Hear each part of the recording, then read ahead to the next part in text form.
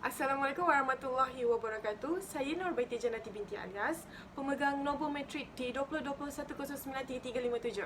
Hari ini saya akan membentangkan dokumentari yang bertajuk Kisah Penjajahan kepada Tanah Melayu.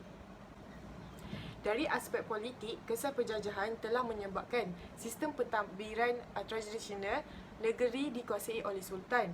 Namun, dengan pelantikan Residen British, Sultan tidak lagi berkuasa mutlak dan pembesar-pembesar hampir kehilangan peranan mereka. Namun, tidak dinafikan bahawa keamanan berjaya dipulihkan. Pendudukan Jepun telah memberi kesedaran politik kepada masyarakat tempatan untuk mencapai kemerdekaan. Ini kerana Jepun menggunakan propaganda Asia untuk Asia. Orang Melayu untuk mendapat peluang dan pengalaman dalam bidang pentadbiran. Ini memberi keyakinan kepada mereka untuk mentadbir negara sendiri. Masyarakat tempatan juga mendapat kesedaran tentang kelemahan kuasa pihak British. Kekuatan British selama ini telah tercabar apabila dikalahkan oleh sebuah kuasa Asia. Pendudukan Jepun telah melahirkan semangat nasionalisme di kalangan masyarakat tempatan. Kaum Cina juga kian aktif berpolitik dengan menyertai Parti Komunis Malaya (PKM) kerana parti ini secara jelas menentang Jepun. Parti ini juga berfungsi untuk menjaga dan membela nasib orang Cina yang tertindas.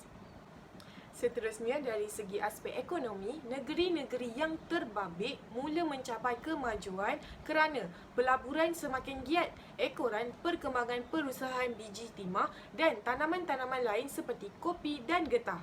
Selain itu, akibat kemasukan buruh yang ramai untuk bekerja di sektor-sektor ekonomi moden, pertempatan-pertempatan mula berkembang dan memunculkan perbandaran.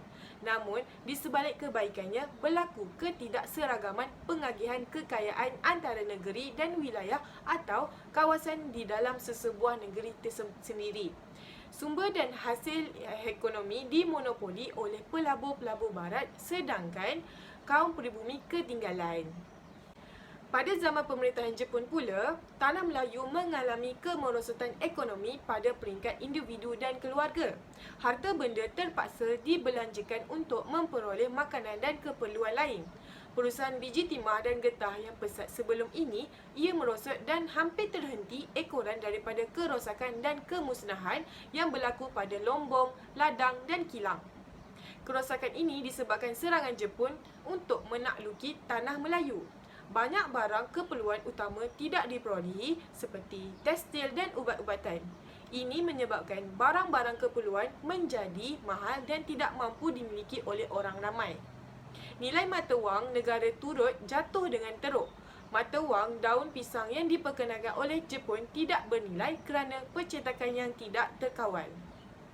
Seterusnya, berdasarkan aspek sosial yang telah memberi kesan penjajahan terhadap tanah Melayu ialah kesan peninggalan penjajah Portugis telah melahirkan masyarakat serani hasil perkahwinan antara orang Portugis dengan penduduk tempatan.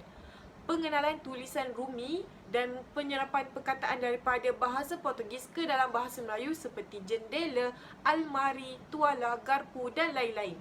Pembangunan ini tergambar dengan wujudnya perkembangan infrastruktur seperti sistem jalan raya dan jalan kereta api. Di samping infrastruktur lain seperti pusat kesihatan, bekalan air, elektrik, pos dan telegraf. Semasa pemerintahan Jepun, pendudukan Jepun telah memberi kesan yang mendalam di hati penduduk Malaysia.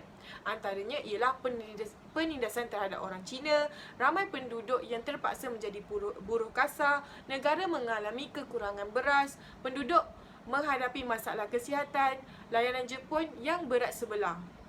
Kesimpulannya, kekayaan sumber alam telah menarik perhatian kuasa-kuasa asing untuk menjajah negara kita.